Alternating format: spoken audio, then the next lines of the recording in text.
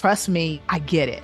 You're feeling the pressure to keep your faith separate from your work, worried that pursuing your God-given dreams might be seen as selfish or misguided. For far too long, we've been held back by a world that tells us that faith and ambition don't mix, that our divinely inspired visions are just wishful thinking. But here's what I've discovered. Our faith isn't a liability in our leadership. As a matter of fact, it's the source of our strength and wisdom. When we fully integrate our leadership with our Christian values, then and only then do we tap into that unshakable divine power.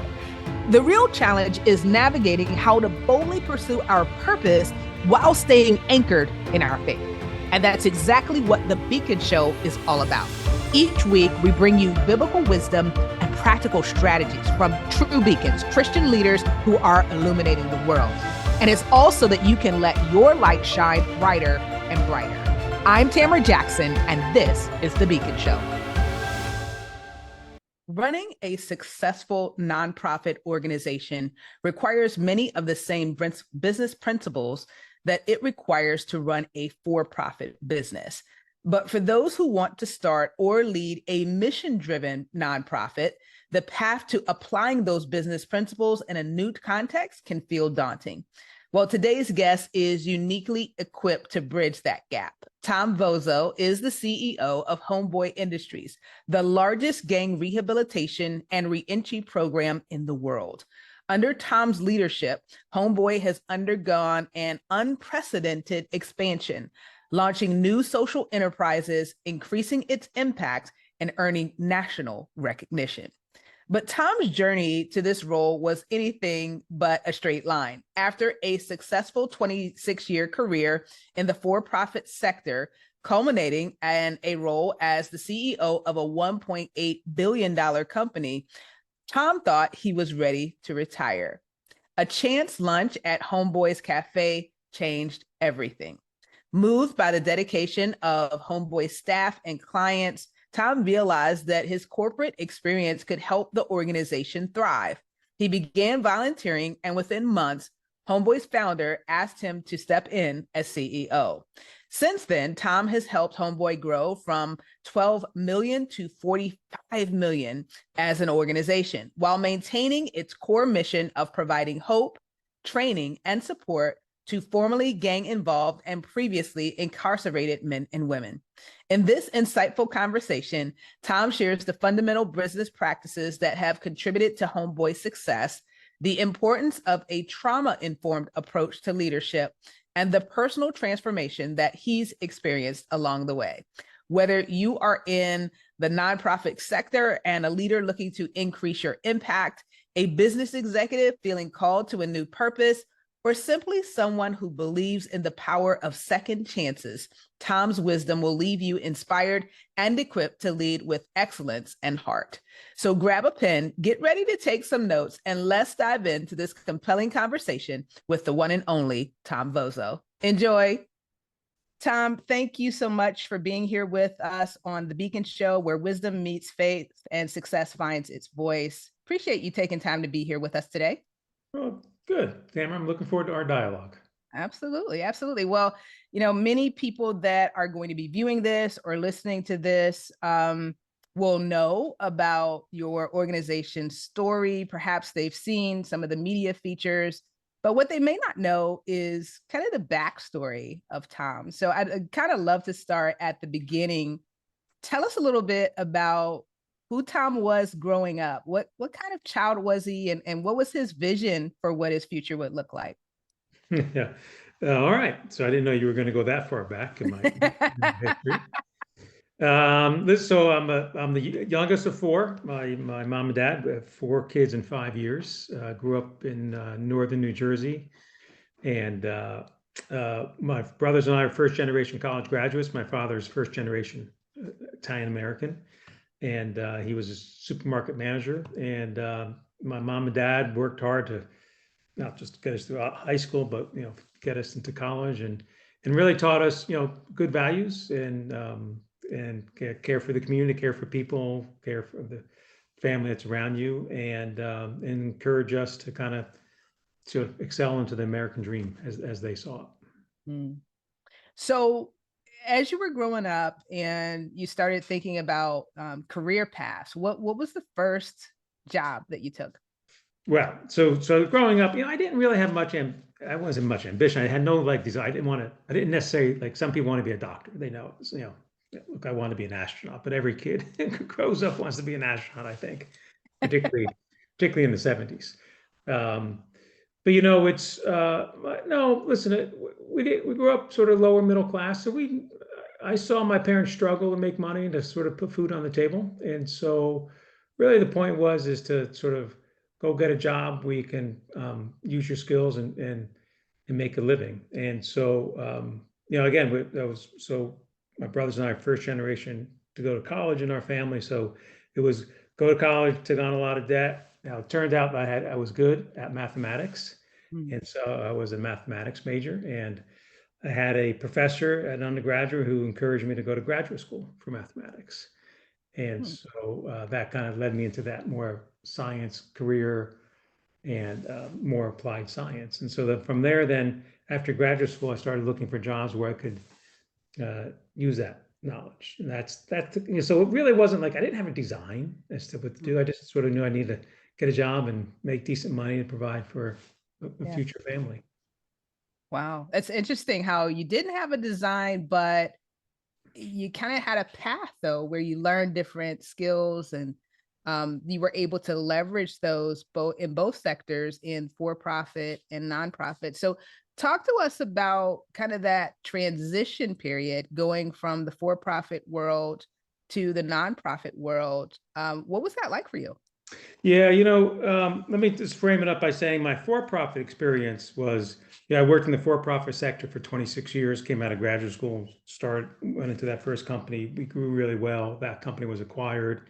And then I kind of learned that look, if I worked hard and did well and and applied my smarts, the business did well and thereby I would do well. So my career kind of took off and I became a executive officer of a $13 billion organization, the company, right? And so I love that. I love business and I still love business today. I certainly feel well-run companies are good for our society. So I say this still today. I'm a committed capitalist. Companies are good for our society.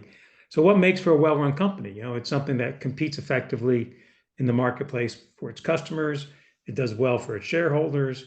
It has products and services people want to spend money on. And most importantly, it's a place for people lives to come true. It's a good place to work for people, right? And so if you keep all those in balance, you have a good company. And I thought that, and I so much appreciate the business mentors I had along the way who sort of, I guess, instilled those values into me. But there was always something that bothered me about the for-profit business world. It was that when push came to shove, employees came second to the shareholders, and so that the way the rules of the road are out there in this capitalist world, in this public company world, in this private equity oriented world, shareholders come first. And so oftentimes companies are making short-term decisions and forsaking long-term, but really forsaking employees along the way. And so as much as I love business and I love doing well in business, I felt like there's got to be a better scenario out there where employees aren't secondary. So that being said, so I did well in the corporate world. You can only have those corporate jobs for so long, right? And so I left, and I had this yearning to do something different. I didn't know what something different was. I thought, well, maybe I would go start up a company. My sons and I would be Vozzo and Sons company. Oh. But I couldn't get my sons to be interested in business, so that dream failed. But really, all along my corporate life, we always were encouraged to be involved locally. And so, in my last job, I was a member of the board of the Salvation Army of Los Angeles. And I remember we would do these corporate days in the Salvation Army, and I was very impressed with the Salvation Army officers, for they dedicated their life to help people. Their vocation was to help people. Yeah. And so, the Salvation and the founder of Salvation Army had this statement, hand to man and heart to God. And I think, wow, that was. I was drawn to how someone can put their faith into action and have that as their vocation. All right. So then as I left my corporate role, a friend of mine is on the board of Salvation Army, also on the board of Homeboy Industries. And he invited me, he knew I left, and he invited me to lunch at the Homegirl Cafe. And so again, Homeboy Industries, downtown Los Angeles, nonprofit organization. We help gang members leave gang life behind. So when men and women get out of the prison or jail, they're tired of gang life, they don't want to go back that way, they walk into our doors voluntarily and we help them. And we'll get into this later, how much we help them. And we do that oftentimes in the context of a job. So there's Homegirl Cafe, downtown Los Angeles. So we're having lunch at the Homegirl Cafe. And I still remember this like it was yesterday, although it was 12 years ago. We're having lunch and my friend's talking to me about getting involved. And I'm looking around and I'm looking at all the workers and I'm seeing how, wow, they're doing a pretty good job. They're engaged with the customer. They're smiling with each other. They're working hard.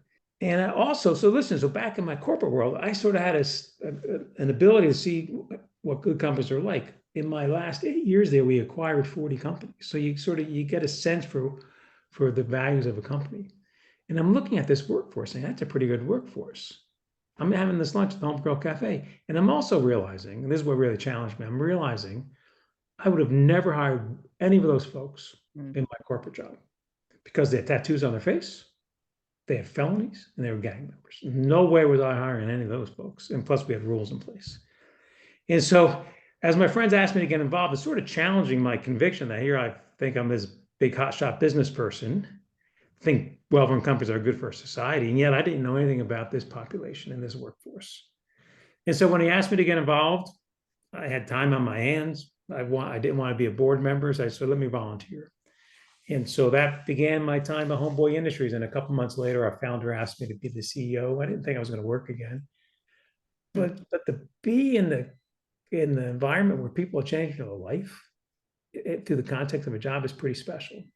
And so that's how I went from a for-profit company or a guy to be a nonprofit guy.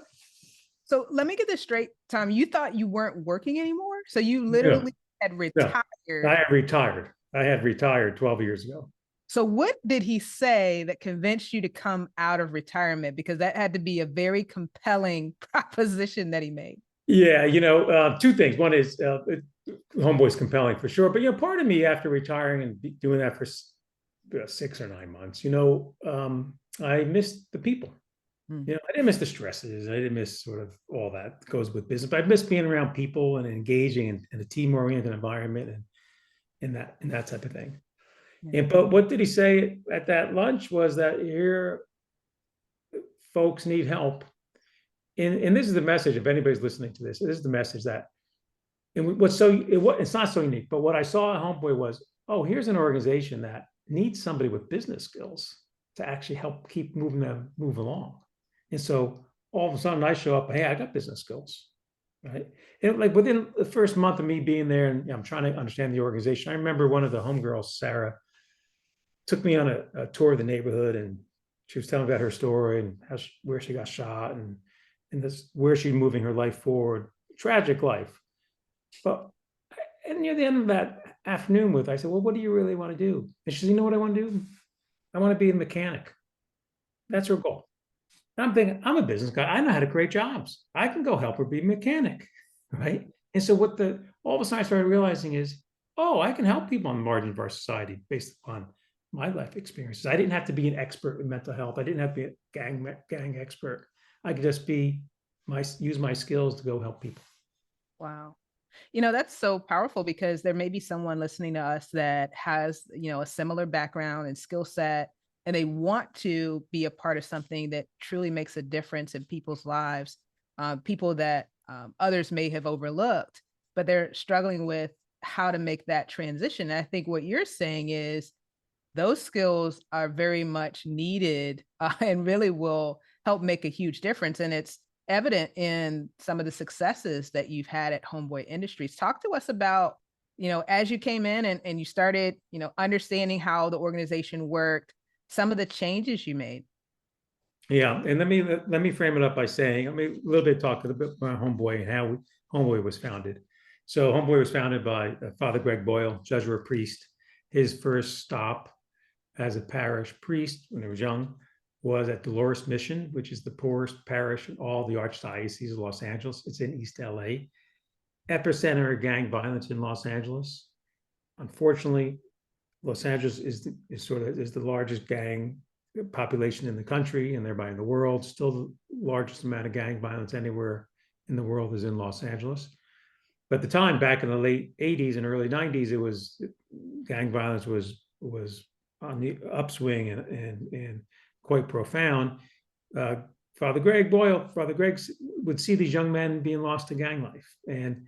And what he hit upon, he wanted to change that dynamic. And what he did was something that's pretty obvious, that if you can get these young men a job so they can make enough money for food and shelter, they're not going to go run with the gang to make enough money for food and shelter, because it's all about survival instincts for the folks that we serve. And so we started as a jobs program, morphed over the years to first was a bakery, then a cafe, and then it was in part a set of businesses, which is why it's called Homeboy Industries. But about 15, 20 years ago, Father Greg made a shift, and it's not so much about a job, the job's the context of it all, but it's about healing. All our folks are victims of complex trauma. They're jumped into a gang when they're teenagers. They're second, third generation gang members. Their mother jumps them into the gang, their uncle, their father. Their mother tells them not to go to school, stand on the corner and be a lookout for the drug deal. They are destined just to be a gang member and thereby life of crime. So Greg hit upon this notion of helping people and really help them heal from the trauma they've had. And so today we're a larger organization. When I came in, we were about a $12 million organization, helping about 150 people each day on our payroll who are gang members working in our businesses, helping another 300 each week, and really helping people leave gang life behind. And so they asked for my help. So now to your question, they asked for my help. I come in. I'm a business guy. I don't know anything about gangs and all that. But the team there knows how to have mentored men and women to get out of gang life. They need somebody to help run an organization, right? And at the time that the organization was going through a financial crunch and our businesses were hemorrhaging and losing money. And so again, it was like the low hanging fruit. What a business guy would look at is, okay, let's make sure we have their strategy in place. Let's control expenses. Let's make sure people know where their jobs are, what the mission is. And most importantly, although we have a social enterprise businesses, a bakery, a cafe, silk screening, all those other businesses, you got to run them like a business. You can't run them like a nonprofit organization. And that's what I had to sort of put in place. And so putting that simple aspect in place of let's run this like a for-profit organization, but at the end of the day, trauma informed, no, most of our money goes to the labor side. That's how we're going to do it. And so over these now 11 years, we've gone from being an $11.5 million organization to a $45 million organization. And I'm quick to say, even though it's 4 times the size, we raised 45 million, we spent 45 million, which we're a nonprofit. And that's the way it's organized. Yeah. What's really interesting about that though, Tom, is, I've had conversations with leaders that have a desire to, like I said, make a difference, really help someone that's struggling. But what you've emphasized is that those business skills and running it like a business is still really important. When I think about it, I say, well, what you do with the money is the big difference, right? So with a nonprofit, like you said, you're putting it all back into expenses. At the end of the day, it's not returning money to shareholders, but there's something to be said for the business acumen. Talk to us about some of the specifics for someone that may be wanting to start a nonprofit or lead a nonprofit to be successful and have it to grow. What do you see as some of the key fundamental business principles that they really need to keep in mind?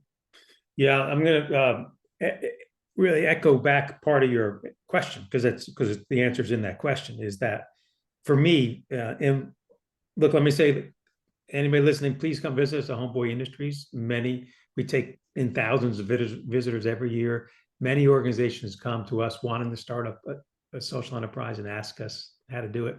And my first answer to them is find somebody or yourself who runs a business First, know how to run the business successfully in a for-profit world. Then you can make it a nonprofit, because every part of this, called the income statement, has to all run like a for-profit organization. And then pick where your mission is. Now, if your mission for us is people, our labor line is going to be bigger than everybody else's comparable labor line. Another way of saying it, our like our cafe and our bakery, they're good businesses, good product quality. The difference is we carry 2 to 3 times as much labor as a comparable for-profit business would have. And that's our mission, is to create job opportunities and training opportunities so that people can have a stability in their life, right? Now, if your nonprofit's oriented towards a green economy, well, maybe that's on your P&L where you're actually putting the mission side. So you got to run it like a for-profit organization in that sense. But in our case, it's people-oriented, and we do it in a trauma-informed way. Makes perfect sense. Makes perfect sense. So talk to us about the leadership mindset that is required, because I hear you talking about, how you grew the organization. What type of leadership mindset did you have to really lock into in order to see that type of growth and get everyone to rally around you? I would imagine those are some pretty significant changes from what was going on up until that point. So can you talk us through how you thought through that? Yeah, for sure. I come to learn this as a nonprofit, particularly in a mission-driven organization. It's almost like it's a democracy. Everybody holds on to that mission tightly. Everybody feels they got a piece of that mission. Particularly, it's very grassroots oriented. People care. People are protective of not just our mission, but how we go about it. They're protective of the population we serve. And so you can't run fast. If you're trying to change the organization, you can't run fast. You got to bring a lot of people in to the process of thinking about change. And for us, it was sort of, on 2 sides. Again, Homeboy Industries was very successful helping people before I showed up, right? I didn't change any of that. But we weren't successful about sort of money and economic viability and thriving. And so I had to get the management team to understand that as leaders, you have to wear 2 hats. You got to wear a mission hat. You got to wear an organizational hat. You have to. The tough part about this job is you have to blend the two. But look, so part of this was more my awakening and realizing it. When I first came in, let me tell you this one story about our bakery. I first came into Homeboy, and I'm trying to learn what's going on, management, by walking around. So I'm walking into our Homeboy bakery. We make artisan bread, handmade bread, and rolls. And so why we do that? Because there's nothing better than breaking down barriers of 2 gang enemies. 2 guys are rival gangs. If they're standing shoulder to shoulder at the bread table rolling dough, knowing how many rolls they got to get produced that day. You can't demonize somebody your relationship with. And so part of all this is about working on positive relationships with people they wouldn't really associate with. So I'm walking through our Homeboy bakery. And at the time, we have bread routes. We deliver to restaurants, but we also have farmers markets. And so we have a team of homeboys, we call them trainees, who go out to the farmers markets Friday, Saturday, and Sunday, load up the truck, go to the farmers market, set up the stall, sell the bread, bring the cash back, and it all kind of works out. It's about 6 months in, one of our more successful farmers market guys, George, I'm walking through the bakery, and I see him talking to the manager, and he's asking the manager for the weekend off. And so me being a little bit, naive and not really knowing, but just wanted to sort of make connections, I go up to George afterwards. Hey, what are you going to do the weekend? Very glibly, what are you going to do the weekend? And he turns to me and says, well, I'm reporting in. I said, what do you mean? I said, what do you mean reporting in? He said, I'm reporting to county jail. And he said, I'm reporting to county jail because I owe money and I'm earning off. I don't have the money and I'm earning that off by time served in county jail. And so again, I'm the business guy. I'm the guy from the corporate world. I knew nothing of this. And so, I walked away from that interaction, thought about it all weekend, saying, oh my gosh, this is a guy who's doing it the right way. He didn't go borrow money from his homeboys. He didn't sort of go to a loan shark, right? He he had a debt. Now, by the way, crazy thing about our society is that we release thousands, tens of thousands of people out of prison a year, and they come out with debt. It's not just restitution charge. They got to pay court officer costs, parole officer costs, judge, all those costs, right? And so to think that a guy's going to earn money in prison or right away when he gets out, he's going to earn enough money to pay off his debt, it's nuts, right? And so it's another barrier that's set up that people, it's hard for people to get, to do it the right way. It's hard for people to get ahead. All right, so I'm home the whole week and think, well, maybe I should just pull money out of my pocket and give him money or loan him money. And so I'm kind of chewing on it all weekend, but still really impressed that he's doing a very responsible thing. All right, so on Tuesday, then I make a beeline into the bakery, like to go see how to go. And so I go see George, and I see him. I said, George, how'd it go? And I can see the stress on his face. Now, George had been with us for about 6 months. Again, really successful. It's bread seller, gift the gab. People go to the market, but I can see the stress on his face. And in those 6 months of being with us, he was able to get custody of his 2 children, a 10-year-old and an 8-year-old. Which is a big deal. And so before going into reporting in for the weekend, he had a caregiver supposed to come and watch his 10-year-old and 8-year-old. The caregiver couldn't make it. So he had to report into county jail and leave his 10-year-old and 6-year-old in his apartment all week, a long weekend long. Punchline of the story, they're fine. The kids were fine. But can you imagine that stress as a parent, leaving you're in jail, leaving your 10-year-old and 8-year-old on their own? And so I tell the story for a couple of things. One is because it's so hard. It's so hard for the rest of us in society, I call the rest of me, right? Like people like me in society, to understand the struggles of the poor in our society, the challenges of them trying to do it the right way and having to make those choices. It's just hard to get your brain wrapped around it. And then the other thing is, the rest of us in this society where there's meritocracy and the American dream and all that, we make judgments. When I tell that story often, I have people sort of think they're judging right away. They're judging George. They're judging, well, did he do the right thing? Why did he leave his kids? How dare he leave his kids?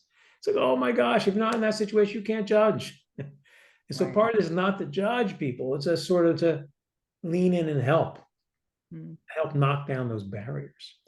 And so the question was, what did I teach the management team? But realize, well, what did I get taught? I get taught not to judge. And so what creates for me, a successful nonprofit leader is one is, in particular human services, trauma informed. Know that the situations like George are out there all the time. Or when in our merchandise store, we sell a whole bunch of Homeboy apparel, right? When the manager comes to me and says, hey, Anna's not eating lunch or breakfast, and we go find out, it's because she's saving money because she can't afford diapers for her baby. So our jobs in this world is to help run the organization, run the business, but really help people move their life forward and be more trauma informed. Understand that bad workplace behavior, there's something underneath all that. And it's that recognition of and then how do you bring services to that? Now, Homeboy's on the extreme side of we're going to bring a lot of services to people. Not every organization can, but at least sort of have compassion and understand what the struggles of people are about. And so leaders need to be trauma informed, wear that mission hat, wear the organization hat, which makes why I think those jobs are really hard because you're asking a lot for somebody. I also heard the empathy is something that's really, really important, right? Because we could quickly come to conclusions about who people are and what they're about, but it sounds like through your experiences, you've learned to really empathize with where each individual that you serve, your clients, are, understand that their upbringing, their experiences are very different from yours, and just listening and trying to understand. I think that's a really important lesson as well. Yeah, absolutely. That's a big part of it. It's a big part. And I contrast it this way. Like back in the corporate world, in my job, a lot of people think this way.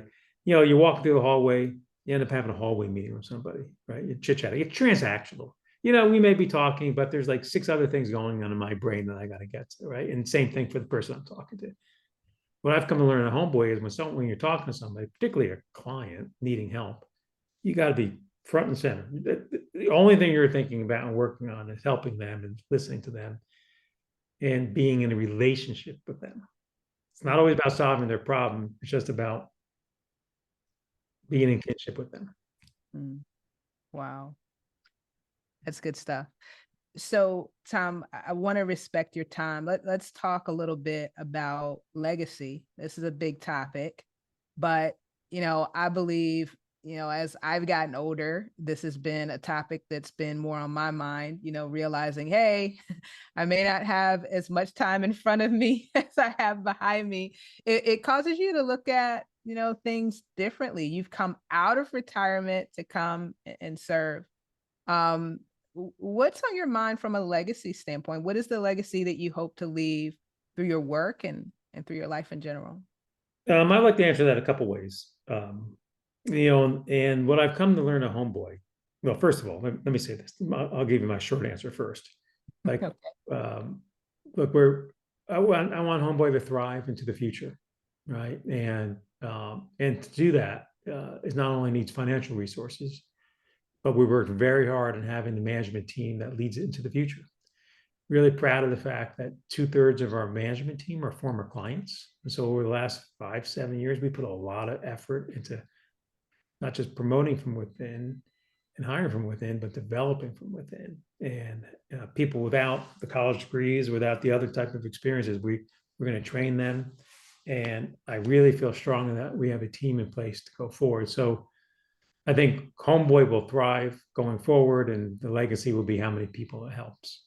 Mm-hmm. But I also want to say, on a personal note, all my life before Homeboy was a typical American dream. You go to, parents get you into college, you do well there, you go to a job, you make a lot of money, you go up the corporate ladder.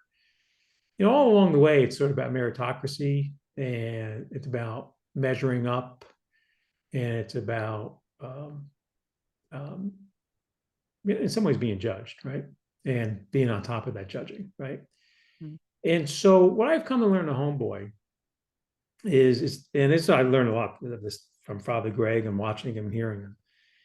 Homeboy, he would often say, people say, how many, what's your goals in the future? How many people you want to serve? And he wouldn't even get close to saying how many people we want to serve, because it's all about whoever's showing up today, we're going to help, right?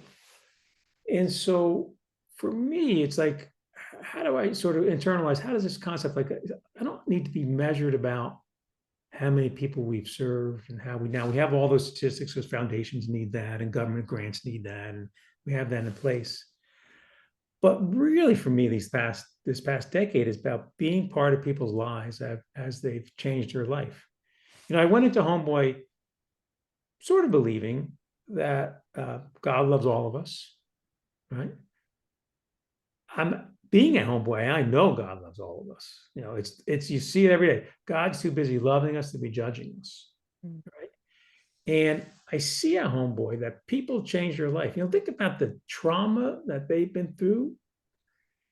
And our folks are genuine, and they've transformed their pain, and they've become contributing members of our society, but really they're authentic and they're caring. And they get there because they finally start learning to love themselves. They learn to love themselves, and they learn to love themselves when it finally sinks in that God loves them no matter what. And so I see that, and I see that play out. And so it leads to me to think my own thinking of this is like, well, how should Tom be thinking about this? And being a Homeboy's allowed me to go on my faith journey that I never thought I would have been on. It's been a wonderful experience. And I've learned it through the homies themselves and how they've kind of talked about God and their faith. And so for me now, it's like this concept, it's like, call the king. It's like, it's not just believing in my God, my Lord, but it's also putting those thoughts into actions and moving to help people who have been marginalized, moving to the margins with people so to be in kinship with them. And so I know it sounds cliche to say, I'm not thinking about any legacy for me.